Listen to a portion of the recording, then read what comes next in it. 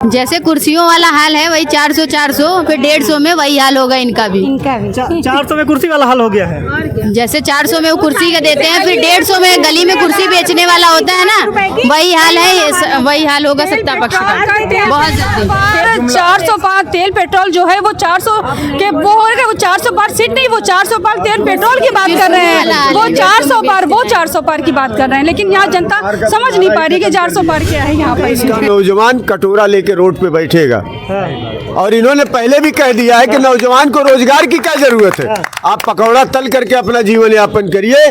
तो देश के गृह मंत्री से आज पूछने के लायक है कि अगर देश का नौजवान आप पकौड़ा तलने के लिए भेज रहे हो तो आपने अपने लोगों को, अपने पार्टी के लोगों को, जो लोग जुड़े हैं उनके घर के बच्चों को आपने सबसे पहले पकौड़ा तलवाने का काम क्यों नहीं किया? सीटों से जीत रहे हैं आप। हम सत्ता बनाएंगे, हम इनकी तरह भौकाल नहीं बनाते हैं। या हमारे नेता राहुल गांधी जी, आदरणीय अखिलेश यादव जी ने ये कहीं नहीं कहा है कि हम इतने बम्पर वोट से जीतने जा रहे हैं। उन्होंने कहा हम सत्ता बनाएंगे, देश के नौजवानों को रोजगार से बढ़ती हुई महंगाई को रोक लगाएंगे। हमारी मौजूदगी इसमें उत्तर प्रदेश के प्रयागराज जिले में हम आज बता दें कि यहाँ पे इंडिया गठबंधन की आज जो है यहाँ संयुक्त जनसभा थी और यहाँ पे जो है अखिलेश यादव जी और यहाँ पे राहुल गांधी जी एक साथ एक ही मंच पे थे। और यहाँ पे जो है कांग्रेस की जो है हमारी कुछ बहनें हैं आज जो है कुछ अपना बात रखना चाहती हैं कि आज जो है जो विपक्ष कह रहा है कि हम इस बार जो है 400 सीटों से जो है 400 पार जाएंगे। तो आइए हम इनसे बात करते हैं कि इस बार इनकी जो है कितनी सीटों से ये लोग जीत के जो है अपना उत्तर प्रदेश में नहीं पूरे देश में जो है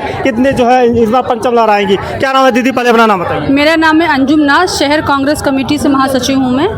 क्या कहना चाहेंगी? आज जो है यहाँ पे जनसभा का कार्यक्रम रखा गया था, तो क्या कहेंगी? आज जनसभा का यहाँ पर कार्यक्रम था, यहाँ पर कांग्रेस जन के सारे लोग और सपा सारे लोग इकट्ठे थे।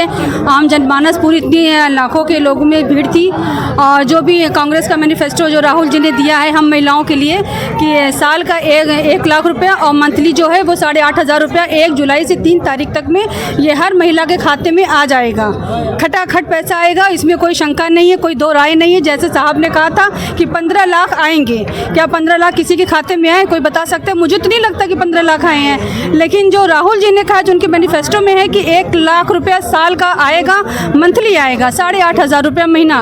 और प्लस जो है उस मैनिफेस्टो में है कि 25 लाख रुपया हेल्थ इंश्योरेंस का है, मेडिकल का है। और जो बच्चों का है वो शिक्षा के जो है वो केजी से लेके पीजी तक की पढ़ाई फ्री है उसमें। तो ये सब मैनिफेस्टो में है। बाकी मैनिफेस्टो हर घर घर तक पहुंच रहा है। हम लोगों का हम गारंटी कार्ड भी बनवा रहे हैं उसमें।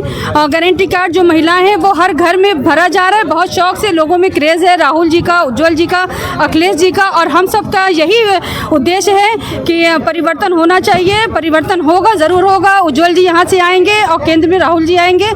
जय समाजवाद, जय कांग्रेस। विपक्ष का कहना है 400 पार, उस पर क्या कहेंगी? 400 पार तेल पेट्रोल जो है वो 400 के वो हो गए, वो 400 पार सीट नहीं, वो 400 पार तेल पेट्रोल की बात कर रहे हैं। वो 400 पार की बात कर रहे हैं। लेकिन यहाँ जनता समझ नहीं पा रही कि 400 पार क्या है यहाँ पर। क्या कहेंगी दीदी आप? जैसे कुर्सियों वाला हाल है वही 400 फिर 150 में वही हाल होगा इनका भी। 400 में कुर्सी वाला हाल हो गया है। जैसे 400 में वो कुर्सी का देते हैं, फिर 150 में गली में कुर्सी बेचने वाला होता है ना, वही हाल है, वही हाल होगा सत्ता पक्ष का बहुत जल्दी। तेल पेट्रोल जो है वो 400 के पार होगा, वही है। वो बोल रहे हैं 400 पार, लेकिन जनता अब समझ गई है।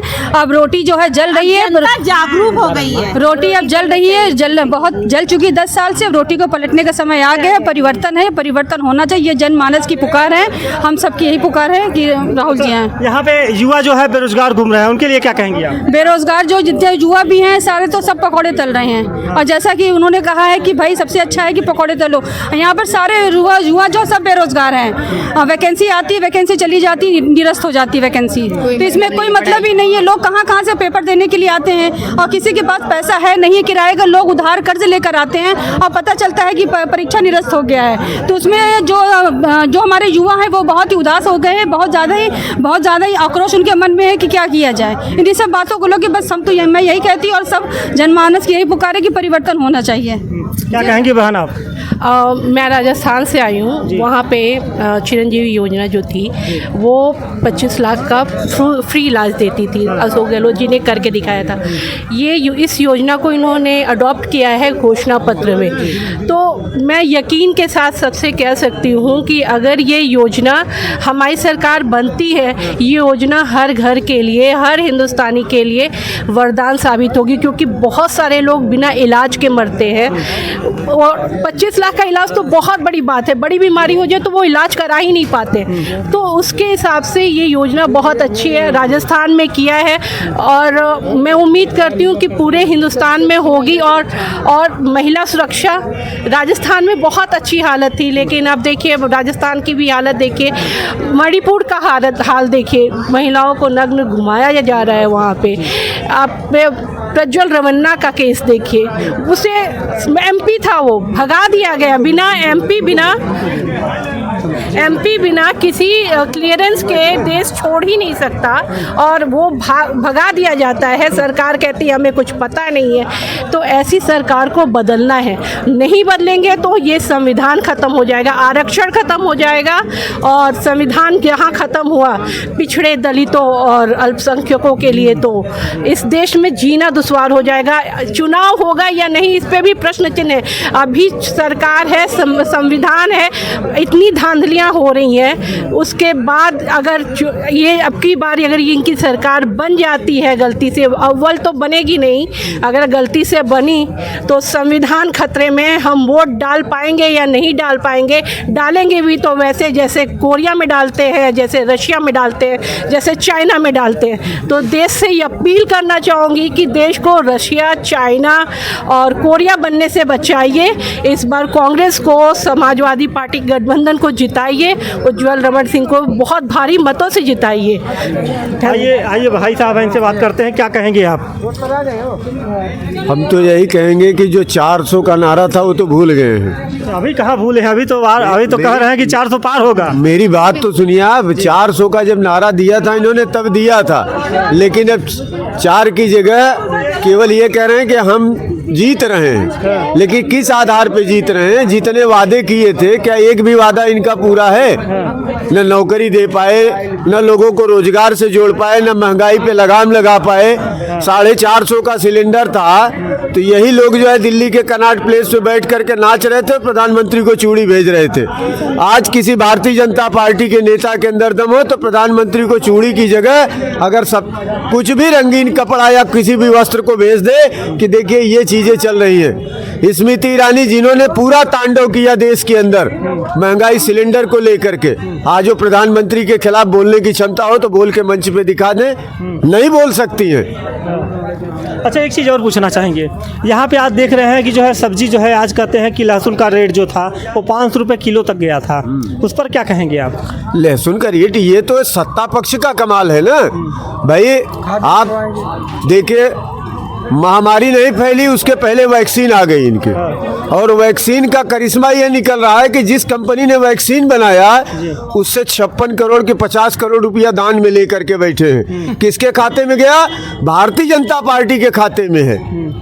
और जब कोरोना की महामारी हम आप झेल रहे थे तब देश के 55 जो बड़े कर्जदार थे, किसानों का कर्ज नहीं माफ कर सकते थे, लेकिन जो 55 बड़े बकायेदार थे जिसमें अडानी, अंबानी, बाबा, जिसका पूरे देश में नाम इन्होंने विख्यात किया, विजय माल्या भाग गया, नीरू मोदी भाग गया, नीख मोदी भाग गया, कहाँ गए ये सब फरार हो गए। सब फरार हो गए। और सब फरार कैसे होते हैं? अभी यही पे बात की जाए भाई, एक आम जनमानस अगर 10,000 रुपया बैंक से कर्जा लेगा तो शायद उसका किडनी तक बेच लेते हैं, ऐसा लोग कहते हैं। किडनी नहीं, उसका घर द्वार, उसके माँ बाप की बनाई संपत्ति सब बेच देंगे ये। तो 25 लाख है ना? और वही हाल है कि अब अगर ये सत्ता में दोबारा पहुंचते हैं तो देश का नौजवान कटोरा लेके रोड पे बैठेगा।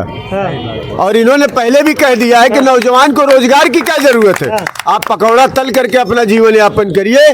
तो देश के गृह मंत्री से आज पूछने के लायक है कि अगर देश का नौजवान आप पकौड़ा तलने के लिए भेज रहे हो तो आपने अपने लोगों को, अपने पार्टी के लोगों को, जो लोग जुड़े हैं उनके घर के बच्चों को आपने सबसे पहले पकौड़ा तलवाने का काम क्यों नहीं किया?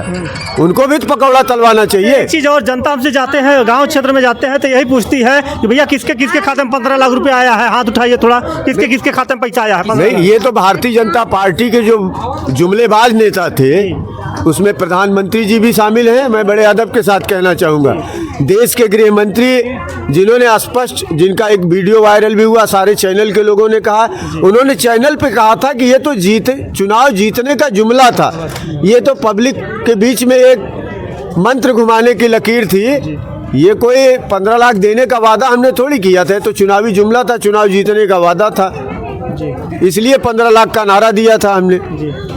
और आज वही हाल है कि फिर देश के अंदर केवल झूठ के पुलिंदे को करके ये फिर सत्ता तक पहुंचना चाहते हैं। लेकिन देश का नौजवान, देश का बेरोजगार आज ये कमर कस चुका है कि इनको सत्ता तक हम पहुंचने नहीं देंगे। इस बार जो है कितने सीटों से जीत रहे हैं आप? हम सत्ता बनाएंगे, हम इनकी तरह भौकाल नहीं बनाते हैं। या हमारे नेता राहुल गांधी जी, आदरणीय अखिलेश यादव जी ने ये कहीं नहीं कहा है कि हम इतने बम्पर वोट से जीतने जा रहे हैं। उन्होंने कहा हम सत्ता बनाएंगे, देश के नौजवानों को रोजगार से बढ़ती हुई महंगाई को रोक लगाएंगे। देखिए, नेताजी ने बहुत अच्छी बात बोली है और आप लोग जो है कमेंट के जरिए अपनी राय जरूर दीजिएगा। बहुत बहुत धन्यवाद।